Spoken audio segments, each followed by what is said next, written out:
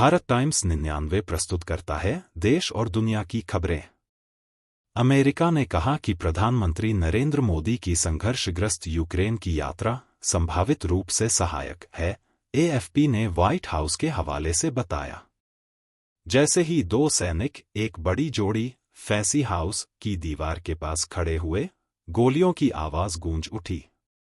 एक सैनिक अपने बड़ी के कंधे पर हाथ रखता है, यह संकेत देने के लिए कि मैंने तुम्हारी पीठ संभाल रखी है। शुक्रवार को दक्षिणी लेबनान में इजरायली हवाई हमलों में कम से कम 6 लड़ाकों और एक बच्चे की मौत हो गई, सुरक्षा सूत्रों के अनुसार, जबकि सशस्त्र समूह हिजबुल्लाह ने सीमा पार तोपों और रॉकेटों से जवाबी हमला किया।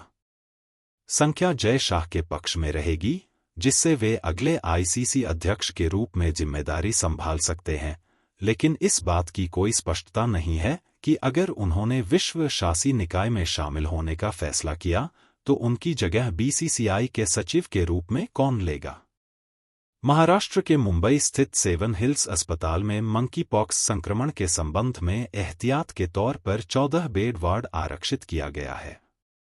भारतीय अंतरिक्ष अनुसंधान संगठन इसरो ने चंद्रयान 3 मिशन से एक नया छवियों का सेट जारी किया है, जो चंद्रमा पर सफल लैंडिंग की पहली वर्षगांठ के साथ मेल खाता है। ये छवियां विक्रम लैंडर और प्रज्ञान रोवर द्वारा ली गईं, मिशन के महत्वपूर्ण क्षणों को दर्शाती हैं, जिसमें प्रज्ञान के भारत के राष्ट्रीय प्रतीक को चंद्र सतह पर अंकित करने के प्रयास भी शामिल हैं। सेबी की रिपोर्ट से अन्य कानून प्रवर्तन एजेंसियों को अंबानी और अन्य व्यक्तियों के खिलाफ जांच शुरू करने के लिए प्रेरित किया जा सकता है, जिनके नाम बाजार नियामक द्वारा रेड फ्लैग किए गए हैं। विदेश मंत्री एस जयशंकर ने कहा कि दुनिया के सबसे बड़े कच्चे तेल के उपभोक्ताओं में से एक भारत की खरीद को सूचित करने वाली कोई राजनीतिक रणनीति नहीं है। यह बयान उन्होंने कीव में एक प्रेस कॉन्फ्रेंस में दिया, जहां प्रधानमंत्री मोदी ने राष्ट्रपति ज़ेलेंस्की से मुलाकात की। प्रधानमंत्री नरेंद्र मोदी ने कीव में यूक्रेन के राष्ट्रपति वोलोडिमिर ज़ेलेंस्की से मुलाकात के दौरान रूस के साथ संघर्ष को समाप्त करने के लिए संवाद और कूटनीति पर ध्यान केंद्रित करने की आवश्यकता व्यक्त की। यह जानकारी विदेश मंत्री एस जयशंकर ने आज पत्रकारों को दी।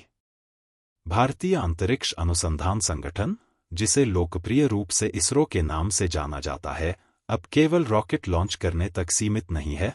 यह बात केंद्रीय मंत्री जितेंद्र सिंह ने शुक्रवार को पहले राष्ट्रीय अंतरिक्ष दिवस के अवसर पर एनडीटीवी को बताई।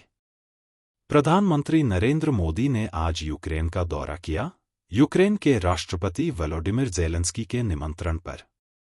भारतीय भाला फेंक स्टार नीरज चोपड़ा ने खुलासा किया कि उनके केन्याई समकक्ष जूलियस येगो की शांत रहने की सलाह ने उनके दौड़ते मन को शांत करने में निर्णायक रूप से मदद की। प्रधानमंत्री नरेंद्र मोदी ने आज कीव में यूक्रेनी राष्ट्रपति वोलोडिमिर ज़ेलेंस्की से मुलाकात के दौरान उन्हें गले लगाया और यूक्रेन रूस संघर्ष सहित कई मुद्दों पर चर्चा की।